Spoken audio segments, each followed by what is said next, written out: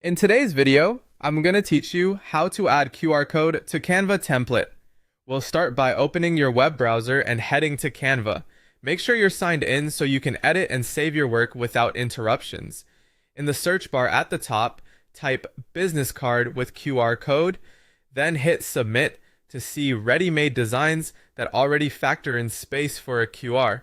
On the results page, switch to the templates view so you're browsing designs you can customize. Pick a layout that fits your brand's vibe and click Customize this template to open it in the editor. Inside the editor, begin by tailoring the text. Click any text box to change the font style from the font dropdown and scroll to find a typeface that matches your brand personality. Use the plus and minus controls to adjust the size for clarity and hierarchy.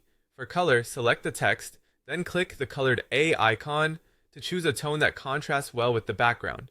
You can also refine the card's background. Click the background area, open the color swatch at the top, and scroll to select a color that complements your text and logo. Strong contrast will help your QR code scan reliably later.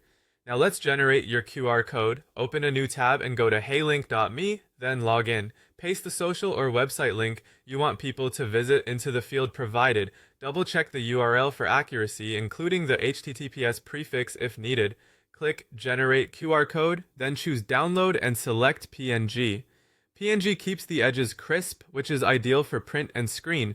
Save the file somewhere easy to find. Return to Canva, open the Uploads panel on the left, and click Upload Files. Select the QR PNG you just saved. Once it appears in your uploads, drag it onto the business card. Resize it by pulling the corner handles and position it in a clean, uncluttered area. Leave a bit of empty space around the code and ensure strong contrast. Dark code on a light background or the reverse. For print, a minimum width of about 2 centimeters is a good starting point.